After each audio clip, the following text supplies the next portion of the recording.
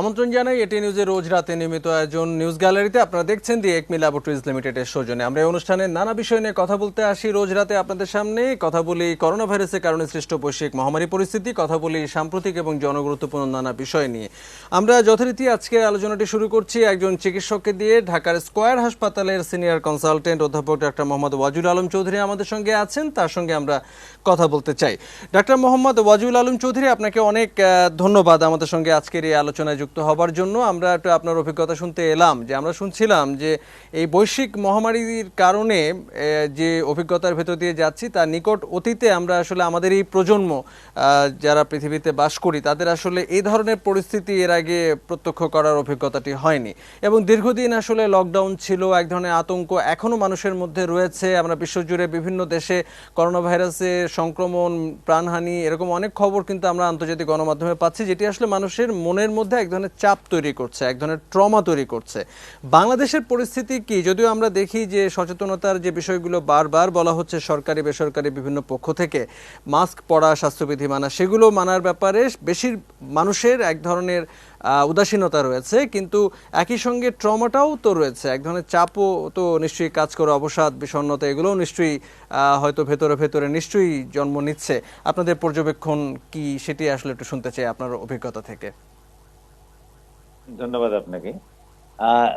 Corona তো প্রায় ধরেন 10 চলছে, 9 মাসের সত্যি কথা কিছুদিন বলতে বেশি হয়েছে হ্যাঁ আমাদের এখানে। হ্যাঁ জি 9 মাসের কাছাকাছি হয়তো। তো এই সময়ের মধ্যে অনেক পরিবর্তন আমরা দেখলাম। যদি যেটা আপনি বলছিলেন যে করোনায় মানুষ অনেকটা অভ্যস্ত হয়ে গেছে, কিন্তু সেটা আসলে মানুষের হয়তো সাহস হয়তো একটু বেড়ে গেছে, কিন্তু সত্যি কথা বলতে কি সাবধানতা অবলম্বন করা এখনো আগের মতোই জরুরি। আপনি দেখেছেন যে প্রথম ধাক্কা না যেতেই কিন্তু আবার দ্বিতীয় ঢেউটা এসে আমাদের আঘাত দিচ্ছে, এবং প্রতিদিন যে মৃত্যুর হার, সংক্রমণের হার আমরা দেখছি, তাতে খুব বেশি এটা কিন্তু খুব আশার কথা নয়। বরং আমি মনে করি যে আমাদেরকে আরো বেশি আ উম সতর্ক হতে হবে। আর যে কথাটা আপনি বললেন যে অতীতে যেটা হয়ে গেছে বা এরপরে কি হবে? সত্যি কথা বলতে কি আমরা যারা আক্রান্ত হয়েছি, যে পরিবার আক্রান্ত হয়েছে, যে পরিবারে কেউ মৃত্যুবরণ করেছে, তাদের অভিজ্ঞতাটা একেবারে আলাদা যারা মৃত্যুবরণ করেনি তাদের থেকে। কিন্তু আমি মনে করি যারা আক্রান্ত হননি তারাও কিন্তু নানা রকম মানসিক চাপে আছে। কারণ করোনার যে সবচাইতে গুরুত্বপূর্ণ দিক বা আমি বলব নেতিবাচক দিক, সেটা হচ্ছে এক ধরনের অনিশ্চয়তা। প্রতিটি বিষয়ে এক ধরনের অনিশ্চয়তা বিরাজ করছে। সেটা আপনার দৈনন্দিন জীবন, আপনার স্বাস্থ্য, আপনার অর্থনীতি, আপনার সামাজিক সব বিষয়ে এক ধরনের অনিশ্চয়তা বিরাজ করছে। যে কারণে মানসিক চাপটা এত বেশি। কখন এটা ভালো হবে আমরা কেউ জানি না। কিভাবে আমরা দৈনন্দিন জীবন চালাবো তাও জানি না। একটা অদ্ভুত একটা অভ্যাস হয়ে গেছে আমাদের। সেভাবেই চলছি। আপনি যদি আলাদা, আলাদা ভাবে চিন্তা করেন যে আজকে শিশুদের কথা ভাবেন, শিক্ষার কথা ভাবেন। একটা অদ্ভুত অবস্থা চলছে। আপনি জানেন সারা পৃথিবীতে প্রায় 1.2 বিলিয়ন শিশু বা কিশোর বা শিক্ষার্থী স্কুল কলেজ বা থেকে আলাদা হয়ে গেছে। আমাদের দেশে প্রায় 4 কোটি শিক্ষার্থী যারা স্কুল থেকে আলাদা হয়েছে, এবং এই যে প্রাতিষ্ঠানিক শিক্ষা থেকে তারা বিচ্ছিন্ন হয়েছে এবং ব্যাহত হচ্ছে, এটি কিন্তু শিক্ষার্থীদের মনে নানা রকম মানসিক চাপ সৃষ্টি করছে। যদিও এখন সময়োপযোগী মনে করি আমি যে একটা বিকল্প ব্যবস্থা, শিক্ষা ব্যবস্থা গ্রহণ করেছে, অর্থাৎ যেটা আমি অনলাইন শিক্ষার কথা বলছি, এটিরও কিন্তু ইতিবাচক এবং নেতিবাচক দুটি দিকই আছে। যদি ইতিবাচক দিকের কথা বলেন যে হ্যাঁ, অনেক শিক্ষার্থী কিন্তু বহুদিন পরে হলেও তারা পাঠ্যক্রমের সাথে যুক্ত হয়েছে, প্রাতিষ্ঠানিক শিক্ষার সাথে যুক্ত হয়েছে। কিন্তু সব শিক্ষার্থী সে সুযোগ পাচ্ছে না। বাংলাদেশ উন্নয়নশীল দেশ হলেও এখনো অনেক প্রত্যন্ত অঞ্চল আছে যেগুলো অনলাইন আওতার বাইরে আছে। সুতরাং সেটিও আমাদের লক্ষণীয় বিষয়। তারপর আমি বলবো এই অবস্থায় স্কুল বন্ধ করা ছাড়া তো কোনো গতি ছিল না, বিকল্প ছিল না।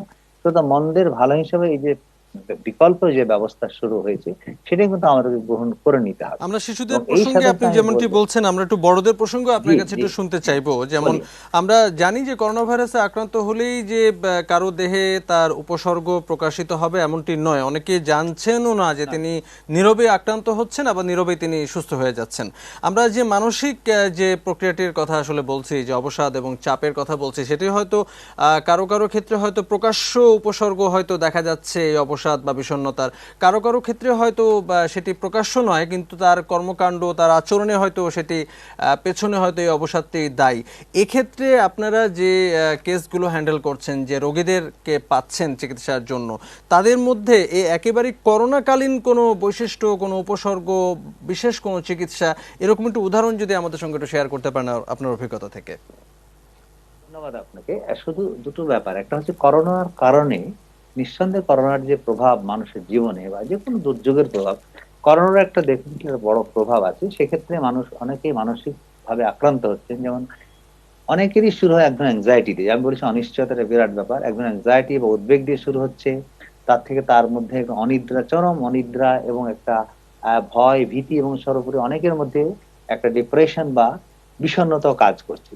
এটি হতে পারে করোনার একটা ডাইরেক্ট ইফেক্ট, হতে পারে সরাসরি। আবার যারা হয়তো ইতিপূর্বে মানসিক রোগে আক্রান্ত ছিলেন বা মানসিক রোগী ছিলেন, করোনার কারণে কিন্তু তাদের সেই রোগ আবার বৃদ্ধি পাচ্ছে, এটিও একটা কারণ হচ্ছে, এবং এই ধরনের রোগী আমরা প্রায়শই দেখছি। আর একটি বিষয় আপনাকে একটু বলে রাখি, যে এখন বিশ্ব স্বাস্থ্য সংস্থা থেকে বলা হচ্ছে যে করোনা পরবর্তী একটা মহামারী হবে, সেটিকে আমরা বলি পোস্ট ট্রমাটিক স্ট্রেস ডিসঅর্ডার, অর্থাৎ ট্রমা পরবর্তী সময়ে যে মানসিক চাপ হবে এবং মানসিক চাপ জনিত যে মানসিক সমস্যা হবে, এটা কিন্তু ভয়াবহ একটা রূপ নেবে, যেটা কিন্তু যে কোনো মহামারীতে বা যে কোনো দুর্যোগে হয়েছে। আপনারা জানেন আজ থেকে 50 বছর আগে ভিয়েতনাম যুদ্ধ শেষ হলেও আমেরিকা এখনো প্রায় 3.25 লক্ষ মানুষ যারা পোস্ট ট্রমাটিক স্ট্রেস ডিসঅর্ডারে ভুগছেন। সুতরাং করোনা কালীন সময়ে মানুষের মানসিক রোগে আক্রান্ত হয়েছে মানুষ, এবং এর পরবর্তী সময় মানসিক রোগে মানুষ আক্রান্ত হবে, এটি একেবারে সত্য কথা, এটি একেবারে অবধারিত। সুতরাং আপনি যে কথা বললেন যে করোনার জন্য নিশ্চিন্তে অনেক, নিঃসন্দেহে অনেক মানুষ এই অ্যাংজাইটি থেকে শুরু করে একেবারে চরম অনিদ্রা, ডিপ্রেশন বা বিষণ্ণতা রোগে আক্রান্ত হচ্ছেন, অকর্মণ্য হয়ে যাচ্ছেন, এগুলো হয়তো স্বাভাবিকভাবে সবাই দেখতে পাচ্ছে না, কিন্তু আমরা যারা এই বিষয়ে কাজ করছি বা হেলথ ওয়ার্কার আছেন, তারা কিন্তু আমরা দেখতে পাচ্ছি অনেক মানুষ কিন্তু মানসিক ভাবে অনেকটাই পঙ্গু হয়ে গেছেন। জি, আপনাকে অনেক ধন্যবাদ ডক্টর ওয়াজিউল আলম চৌধুরী, আমাদের সঙ্গে আজকে এই আলোচনায় যুক্ত হওয়ার জন্য। আমরা আপনার কাছ থেকে বেশ কয়েকটি পয়েন্ট শুনলাম, যেগুলো হয়তো আমাদের দর্শক যারা আমাদের সঙ্গে আছেন তাদেরও নিশ্চয়ই অনেক উপকার হলো। অনেক ধন্যবাদ আপনাকে। আমরা দুটো খবরের দিকে একটু দৃষ্টি ফেরাতে চাই। আমরা নিশ্চয়ই গণমাধ্যমে দেখেছি যে গত প্রায় এক সপ্তাহের খবর আসলে দুটো, যে একটা হচ্ছে যে ফরিদপুরের সেফ হোম, যেটি মহিলা ও শিশু কিশোরী হেফাজতিদের নিরাপদ আবাসন কেন্দ্র, এখান থেকে কয়েকজন তরুণী, 7জন তরুণী তারা আসলে পালিয়ে গেছেন, এবং একজনকে যদিও পরবর্তীতে উদ্ধার করা হয়েছে। আর আরেকটি খবর, সেটি হচ্ছে যশোরের শিশু উন্নয়ন কেন্দ্রের কয়েকজন কিশোর পালিয়ে গেছে, এবং 8জন কিশোর পালিয়েছিল, তাদের মধ্যে 5জনকে আবার ফিরে আনা হয়েছে। ফিরে হয়তো বাকিদেরও আনা হবে। তবে আমরা আসলে একটু বুঝতে চাই কেন আসলে এই ধরনের ঘটনাগুলো ঘটছে, কি সেখানে ঘটে, সেখানকার পরিস্থিতি, পরিবেশ এবং সার্বিক কি বিশ্লেষণ আমরা আসলে করতে পারি পুরো বিষয়টি নিয়ে। দুজন অতিথি আমাদের সঙ্গে আছেন, তাদের সঙ্গে একটু পরিচয় করে দিই। সবার আগে আমাদের সঙ্গে আছেন সিনিয়র সাংবাদিক পারভেজ খান, যিনি বিশেষ করে অপরাধ এই বিষয়টি নিয়ে দীর্ঘ সাংবাদিকতা করছেন, খবরের কাগজে, টেলিভিশনে। খুবই তার অনেক পুরনো রিপোর্ট আমরা আসলে এখনো স্মরণ করি।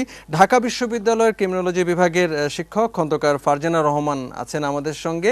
দুজনকেই ধন্যবাদ জানাই আমাদের সঙ্গে এই আলোচনায় যুক্ত হবার জন্য। আমরা একটু পারভেজ খানের কাছে প্রথমে একটু যেতে চাইবো, যে বিষয়টি আপনি আসলে শুধু সাম্প্রতিক এই ঘটনাগুলো না, অন্তত গত কয়েক দশকের নিশ্চয়ই অনেক পরিসংখ্যান, পরিস্থিতি আপনার নিশ্চয়ই মনে আছে। তো সেই ধারাবাহিকতায় সাম্প্রতিক এই ঘটনাগুলো, আমরা যে দুটো ঘটনার কথা আমরা বলছিলাম দর্শকদের, নিশ্চয়ই আপনিও তা শুনলেন।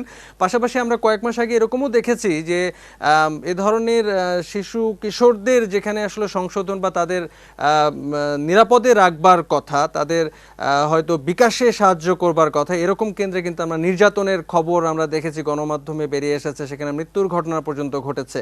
আমরা আসলে এবং পুরো বিষয়টি আসলে আমাদের মধ্যে এক ধরনের প্রশ্ন জাগাচ্ছে যে আসলে কি হয় সেখানে, সেগুলো কি আসলে আমরা সবসময় মনোযোগ দেবার সুযোগ পাই না বলে, সেখানে আসলে কি এক ধরনের নজরের বাইরে থাকার কারণে সেখানকার আসলে পরিবেশটা কি, সেখানকার শিক্ষা পদ্ধতিগুলো কি, সেখানকার পরিচর্যার পদ্ধতিগুলো কি, কারা কাজ করছেন, তারা কি মানসিকতা নিয়ে কাজ করেন, অনেক রকম প্রশ্ন কিন্তু গত কয়েক মাসে কিন্তু আমাদের সামনে বিভিন্ন ঘটনায় এসেছে। আপনার কাছে শুনতে চাই আপনার অভিজ্ঞতা থেকে সাম্প্রতিক যে কন্ডিশন, সেটার অবস্থা। পারভেজ খান। ধন্যবাদ দরজ। জি। সাম্প্রতিক সময়ে যেটা হয়েছে সেটা হলো যে বিশেষ করে ফরিদপুরটা তো আছেই, একদম সম্প্রতি যেটা সেটা হয়েছে যশোর। যশোরে যে একটা তুচ্ছ ঘটনা, যে একটা বাচ্চা বা শিশু, সে কতজনে তাকে প্রায় 200 জনের মতো চুল কাটিয়েছে তাকে দিয়ে। সে তখন সামান্য একটা অভিযোগ মানে এনেছে, বা মানে অভিযোগ বলবো এটা, সে মানে অপারগতা প্রকাশ করেছে যে আমার পক্ষে এটা হয়তো সম্ভব হচ্ছে না, যে আমি এত জনের চুল কেটেছি, আমার হাত ব্যথা হয়ে যাচ্ছে, বা এই এটার কারণেই যে তাকে মারধর করা, এবং তারা যে সমষ্টিগত হয়ে আবার একজন গার্ডকে মারলো। এখন বিষয় হচ্ছে ওখানে কারা যায়, আমাদেরকে এটা আগে ভাবতে হবে। একদম সুবোধ বালক বা সুবোধ কিশোর কিন্তু ওখানে যায় না। যারা ঘটনার চক্রে হোক বা পরিস্থিতির শিকার হয়ে হোক বা যে কোনো ভাবে হোক, ওখানে যারা যাচ্ছে সবারই কিন্তু ব্যাকগ্রাউন্ডটা কিন্তু কিছুটা অপরাধের সঙ্গে সম্পৃক্ত, বা সম্পৃক্ত বলেই কিন্তু তাদেরকে ওখানে পাঠানো হয়েছে। পাঠানো হয়েছে কি উদ্দেশ্যে? তাদেরকে সংশোধনে আনা হবে এবং উন্নয়ন করা হবে, এবং তাদেরকে যে 2013 সালের যে আইনটা, এই আইনে কিন্তু তাদেরকে এটা পরিচালিত করা হচ্ছে। এটা সম্ভবত 1978 এর দিকে থেকে বোধহয় শুরু হয়েছে এই সংশোধন কেন্দ্র, যেটা যেটা আবার নামকরণ করে উন্নয়ন কেন্দ্র হয়েছে। এখন বাংলাদেশের 300 জায়গা, সরি 3টা জায়গাতে এটা আছে, এবং আমার যেটুকু আমার জানা মতে বোধ হয় এদের ধারণ ক্ষমতা বোধ হয় 3 জায়গায় মিলে বোধ হয় 600, এক জায়গাতে 300, 2 জায়গাতে 150 করে আছে, বালিকাদের একটা, বালকদের দুটো। তো এখানে এদেরকে যে পরিবেশে রাখা হয়, আমি কিন্তু সবার আগেই বলবো এই কথাটা, যেটা হচ্ছে যে এই এই সংশোধন কেন্দ্রের সঙ্গে যারা সম্পৃক্ত, তদারকির সঙ্গে যারা সম্পৃক্ত, এখানে শিক্ষা দানের সঙ্গে যারা সম্পৃক্ত, আমার কাছে মনে হয়েছে, আমি অতীতের অভিজ্ঞতা থেকে মিলিয়ে বলবো বা এখন বাস্তবতা যেটা, এদেরই আগে একটা সংশোধন দরকার। যে শিশু কিশোররা যাচ্ছে ওরা তো আসলে শিশু কিশোর, এবং তারা শিশু কিশোর বলেই কিন্তু তাদেরকে ওখানে রাখা হয়েছে, এবং তাদের ব্যাকগ্রাউন্ডটা অপরাধী বা অপরাধের সঙ্গে সম্পৃক্ত, তাদের অপরাধী ঠিক বলবো না, অপরাধের সঙ্গে তারা ঘটনাচক্র হোক, যেভাবে হোক, বয়সের দোষে হোক, যে কোনো কারণে হোক, তারা সংশোধন যোগ্য, উন্নয়ন যোগ্য, কাদা মাটির মতো তারা, এই জন্যই কিন্তু তাদেরকে ওখানে রাখা হয়েছে। তাদের কাছে কিন্তু আর 10টা স্বাভাবিক বালকের বা কিশোরের মতো আচরণ আশা করা যায় না। সেই জিনিসটা তারা আসলে বুঝে উঠতে পারে না, যে কারণে তাদের প্রতি অনাচার, অত্যাচার, বা বাইরে তারা যেভাবে থাকতো সেই পরিবেশগত ওখানে পাচ্ছে না, যে কারণে তারা কিছুটা অবাধ্য হয়ে ওঠে, বা একটু উচ্ছৃঙ্খল বলা যায় হয়ে ওঠে। কিন্তু সেই উচ্ছৃঙ্খলতাই এটাকে যে কিভাবে নিয়ন্ত্রণে আনা উচিত, সেই প্রশিক্ষণটা আসলে তাদের নেই, আমি ঠিক এভাবেই বলবো।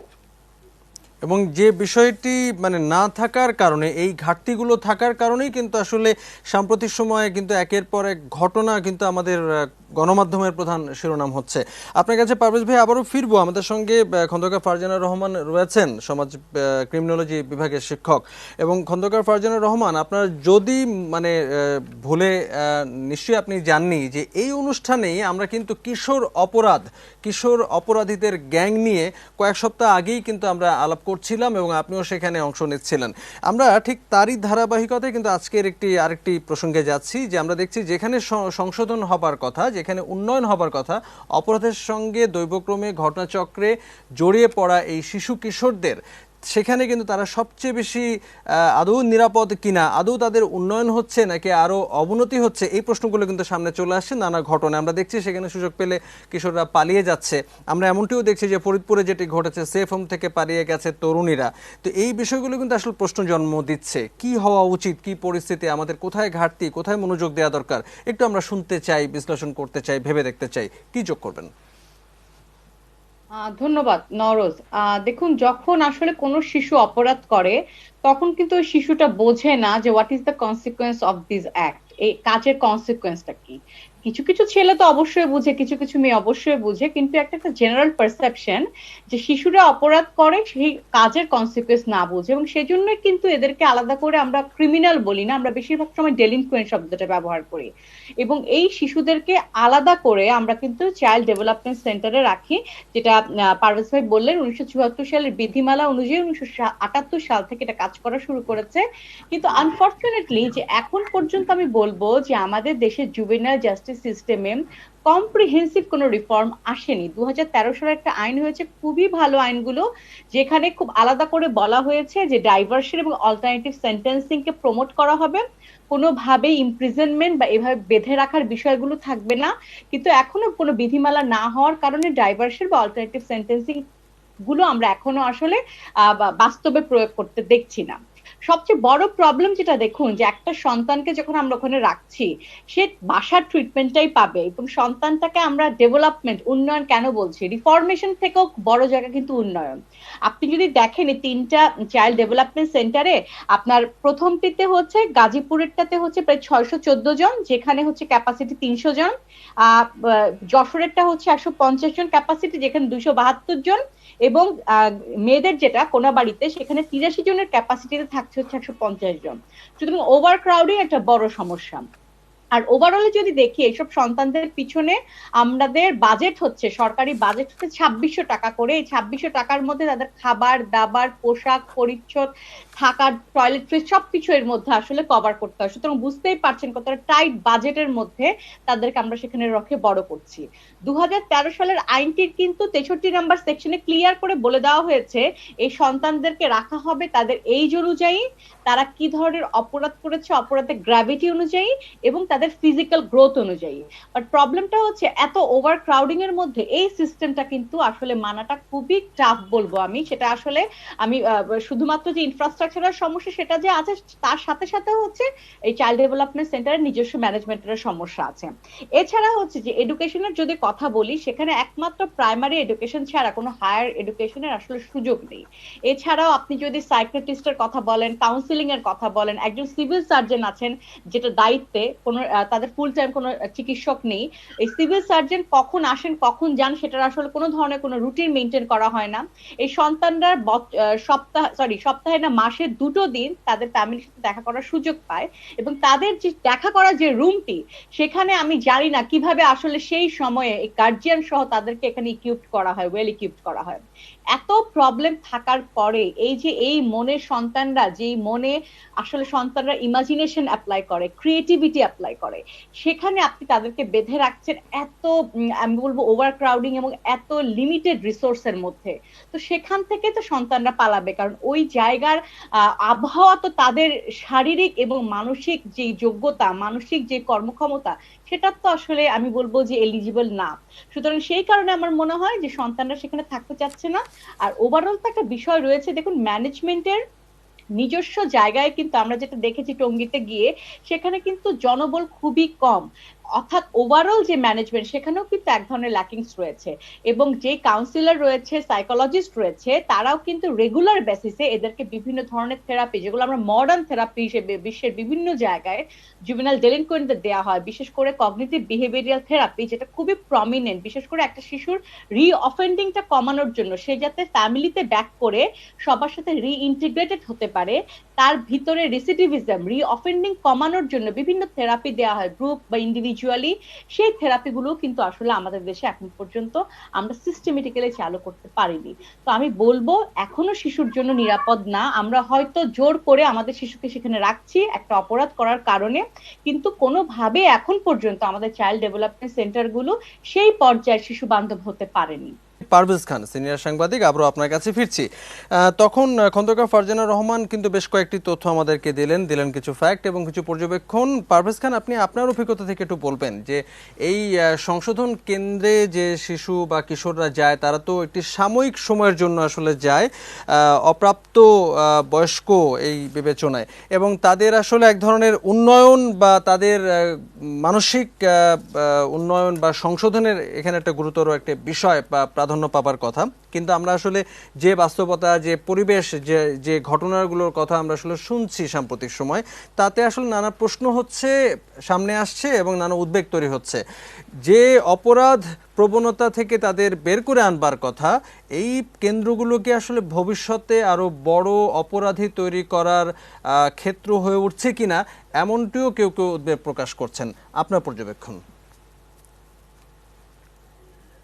এটা ভবিষ্যতে দাও, ইতিমধ্যে হয়ে গেছে এরকম।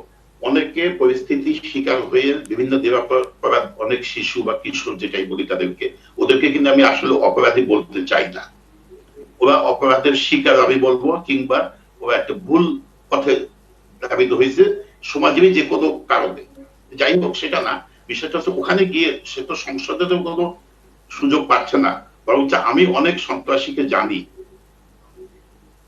এখন তারা সন্ত্রাসী বা যাদেরকে অপরাধী বলবো, সেই অপরাধীর শিক্ষা লাভটাই তারা ওখান থেকে পেয়েছে এবং ওখান থেকেই হয়ে এসেছে।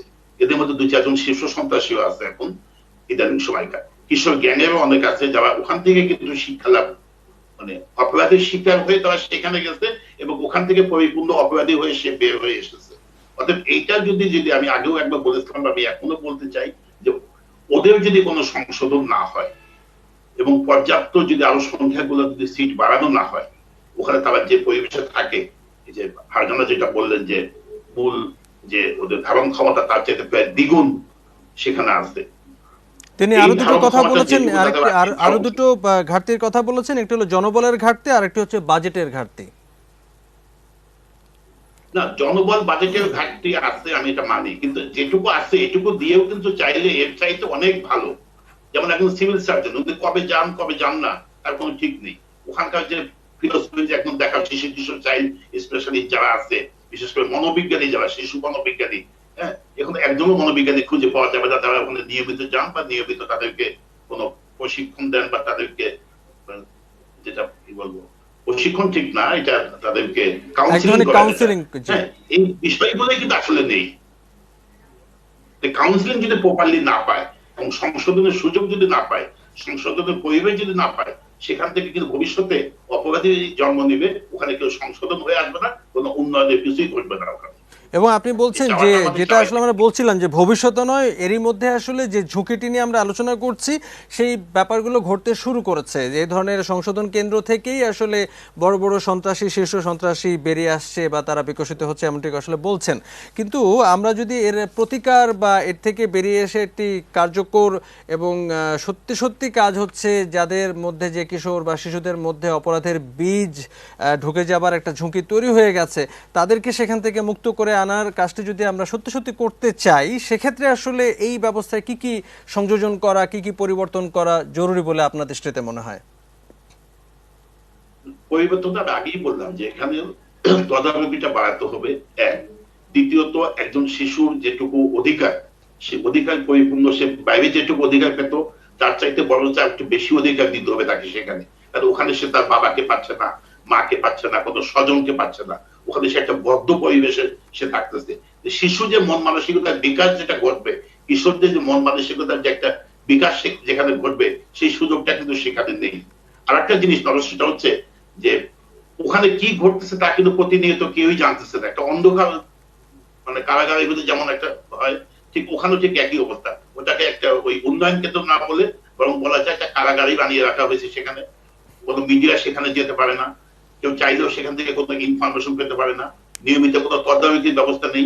এই সমস্যাগুলো যদি ফুটে উঠতো, প্রচার আসতো, তাহলে হয়তো সংশ্লিষ্ট কর্তৃপক্ষ যারা আছেন ঊর্ধ্বতন মহলে, তাদেরও কিন্তু টনক মুক্ত, তারা বুঝতে পারতেন তাদের সন্তানরা, এই সমাজের সন্তানরা ওখানে কোথায় আছে, কি অবস্থায় আছে এবং ওখানে কি করতেছে। আসলে আমি আবার বলবো যে ওখানে যা করতেছে এটা আমাদের জন্য একটা আতঙ্ক এবং একটা বড় উদ্বেগের একটি বিষয় বটে। খন্দকার ফারজানা রহমান, এবার আপনি নিশ্চয়ই অনেক কিছু যোগ করতে চাইবেন। আমরা আসলে একটু সমাধানের পথ খুঁজতে চাই। আমরা বুঝতে পারছি যে আমাদের অনেক রকম সীমাবদ্ধতা রয়েছে, অনেক রকম ঘাটতি রয়েছে, আমাদের লোকবলের যেমন সংকট, বাজেটের সংকট, একই সঙ্গে যাদের আসলে দেখভাল করে রাখার কথা এই শিশু কিশোরদের, তাদেরও আসলে কতখানি আন্তরিকতা, আগ্রহের জায়গাটি রয়েছে সেটিও আসলে এক ধরনের প্রশ্নবিদ্ধ। আমরা যশোরে কয়েক মাস আগে যখন 3 শিশুর কিশোর মৃত্যুর ঘটনাটি ঘটলো, তখন আমরা দেখেছি যে তার পেছনে দায়িত্বশীল অনেক কর্মকর্তারও আসলে গাফিলতি বা যোগসাজশের কথাও আমরা আসলে শুনেছিলাম। পরবর্তীতে তারা আইনের আওতায় এসেছিলেন। ফলে সব মিলে আসলে এটি আসলে কিছুটা দায়সারা, কিছুটা উদাসীনতা, কিছুটা আসলে এক ধরনের যাই ঘটুক না কেন, এটা আসলে আমাদের মধ্যে এক ধরনের উদ্বেগ তৈরি করছে। আমরা আসলে এ থেকে বেরিয়ে আসতে চাই। একটি সরকারি উদ্যোগ তো নিশ্চয়ই এ ধরনের হচ্ছে, এর পাশাপাশি বেসরকারি কোনো সহযোগিতার ক্ষেত্র তৈরি হতে পারে কিনা। আমরা জানি যে আমাদের দেশে অনেক উন্নয়ন সংস্থা কাজ করছে, বেসরকারি অনেক উদ্যোগের কথা আমরা জানি। আমরা আমাদের শিশু কিশোরদেরকে নিরাপদ রাখতে চাই, কি করণীয় তাদেরকে অপরাধ প্রবণতা থেকে দূরে রাখার জন্য? আচ্ছা, ধন্যবাদ।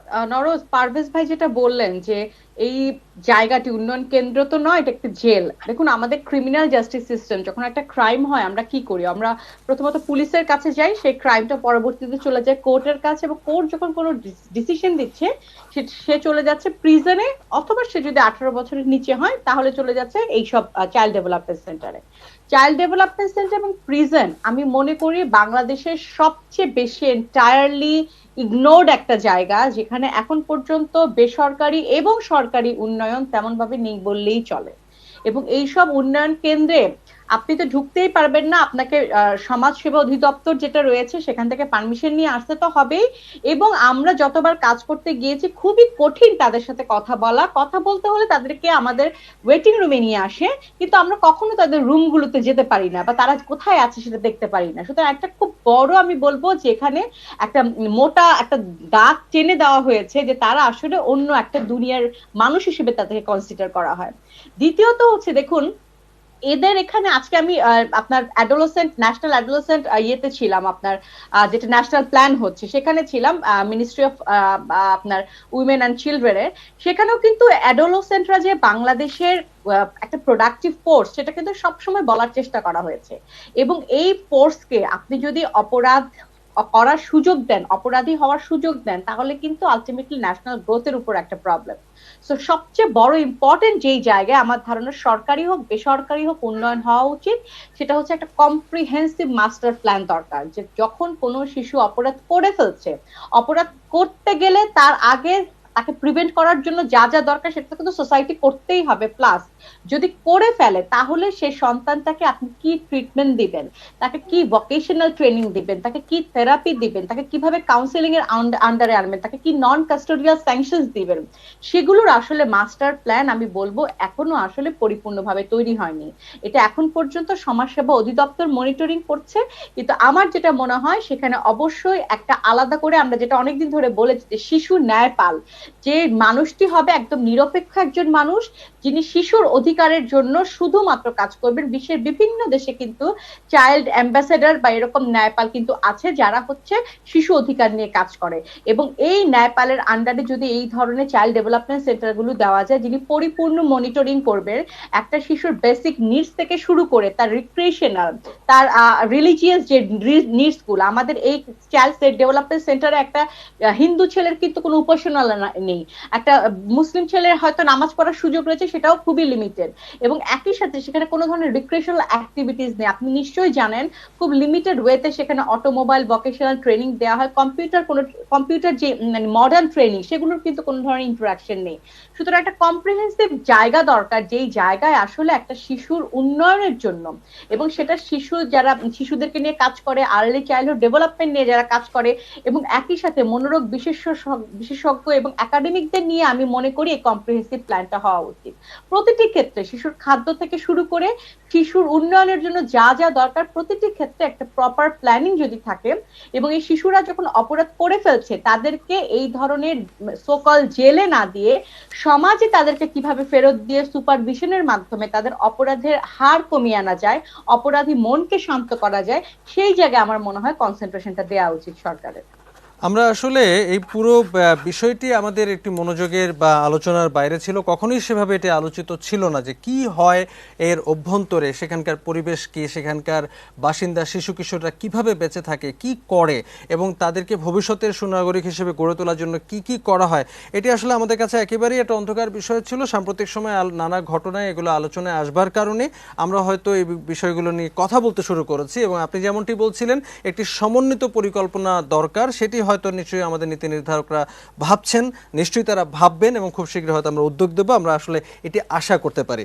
আমরা আমাদের আলোচনার একদম শেষ প্রান্তে চলে এলাম। আমরা এই আলোচনাটি হয়তো আজকে শেষ করছি, কিন্তু আমরা ভবিষ্যতে হয়তো এর ধারাবাহিকতাটা রাখবো, আরও অনেক বিশদ আলোচনায় যাব। দুজন অতিথি আমাদের সঙ্গে ছিলেন, দুজনকে অনেক ধন্যবাদ জানাই। সিনিয়র সাংবাদিক পারভেজ খান এবং ঢাকা বিশ্ববিদ্যালয়ের ক্রিমিনোলজি বিভাগের শিক্ষক খন্দকার ফারজানা রহমান, এই দুজন ছিলেন আমাদের সঙ্গে আলোচনায়। একই সঙ্গে আমরা আমাদের আলোচনা শেষ করছি। এতক্ষণ যারা টেলিভিশন সেটের সামনে কিংবা অনলাইনে আমাদের সঙ্গে ছিলেন দর্শক, তাদের সবাইকে অনেক ধন্যবাদ।